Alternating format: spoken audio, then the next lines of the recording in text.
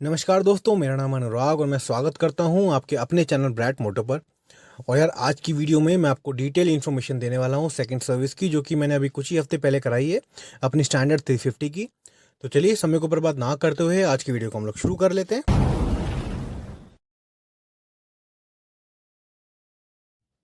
तो यार, जैसे कि आप सभी लोगों को मालूम होगा कि हमारी जो सेकंड सर्विस है रॉयल इनफील्ड की, भले आप क्लासिक ओन करते हो या फिर स्टैंडर्ड ओन करते हो, मतलब 350 सीसी के जितने भी मॉडल्स हैं सभी में ये रूल है कि आप या तो 6000 किलोमीटर या फिर विद इन 6 मंथ्स आपको ये सर्विस करानी चाहिए। लेकिन मैं इसमें थोड़ा लेट हो गया था, मेरे को 10 या 11 महीने लग गए अपनी बाइक की सर्विस कराने में। उसका सबसे बड़ा रीज़न था बिकॉज लॉकडाउन था और प्लस मैं अपनी बाइक को इतना चलाता भी नहीं था, उसकी वजह से थोड़ा सा समय लग गया। लेकिन हाँ, अगर आप मेरे से पूछेंगे तो मैं आपको ये रेकमेंड करूँगा कि भले ही आपकी बाइक कम चले या ज़्यादा चले, लेकिन फिर भी आप उसका टाइम पे सर्विस करवाइए। और टाइम पे सर्विस कराने का सबसे बड़ा रीज़न ये है, कभी कभी काफ़ी सारी सर्विस स्टेशंस में ऐसा होता है कि अगर आप टाइम पे सर्विस नहीं कराते तो आपका जो फ्री कूपन है वो लैप्स भी हो सकता है, मतलब वो वैलिड नहीं रहता है।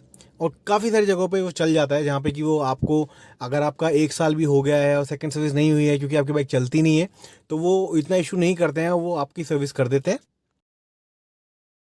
तो चलिए यार, अब बात कर लेते हैं कि सेकंड सर्विस में मेरी बाइक में क्या क्या हुआ।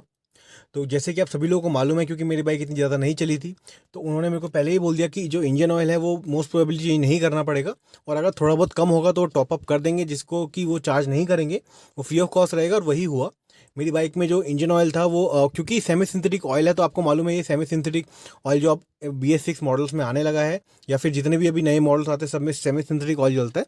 तो उसका जो ड्यूरेशन है वो काफ़ी दिन तक चलता है। वो आप 5-6 हज़ार किलोमीटर ईजिली आप चला सकते हैं। अगर आप लोकल में चलते हैं, आपका ज़्यादा किलोमीटर नहीं होते, तो आप आराम से अगर चाहें तो 7-8-9 महीने तक खींच सकते हैं उसको। तो उन्होंने मेरे को ये रेकमेंड किया। और गाइस देखो, सबसे पहले क्या होता है, आपकी बाइक को वो कंडीशन देखते हैं, प्लस आपकी बाइक को एक स्क्रीनिंग करते हैं, और उससे वो चेक करते हैं कि कौन कौन से पार्ट्स की ज़रूरत है।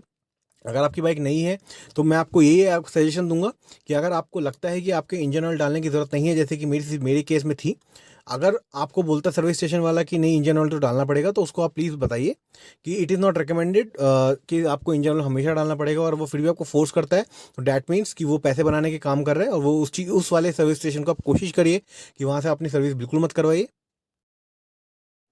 तो यार, अगर मैं अपनी ओवरऑल सर्विस कॉस्ट की बात करूँ तो वो 141 रुपीज़ लगे थे, यानी कि 141 रुपये।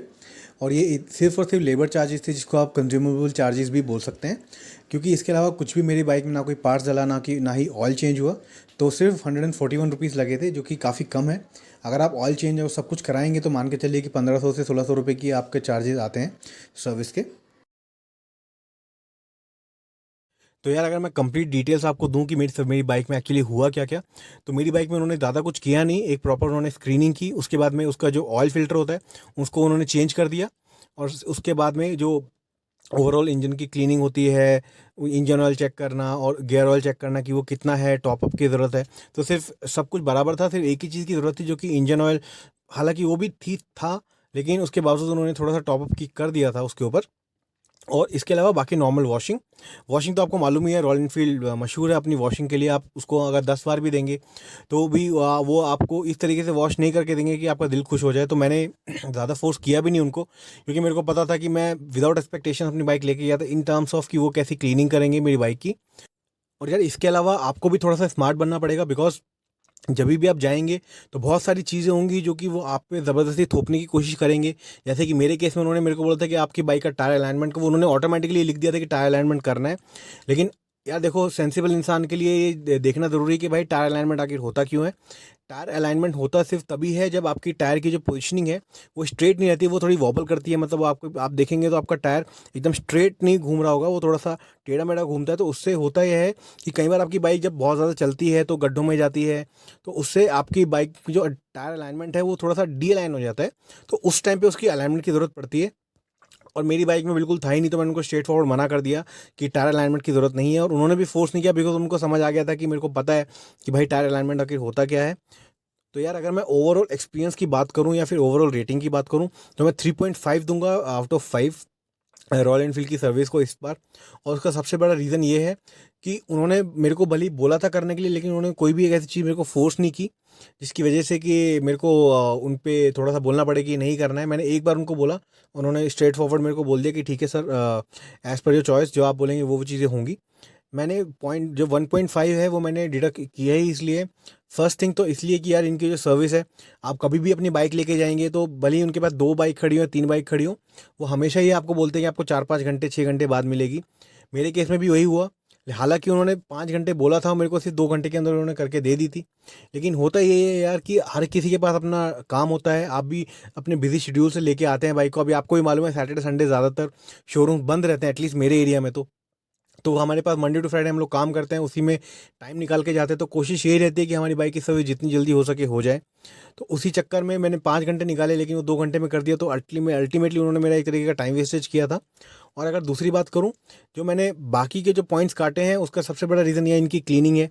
ये आप कितना भी बोलो इनको, इनकी बाइक ये बाइक बराबर से क्लीन नहीं करते हैं। और अगर मैं चेन ल्यूब की बात करूँ तो वो भी उन्होंने बहुत हल्का सा किया था, जो कि मेरे को उनको दोबारा बोलना पड़ा तो उन्होंने कर दिया था। तो इन्हीं ये कुछ रीज़न थे जिसकी वजह से मैं 5/5 नहीं दूंगा।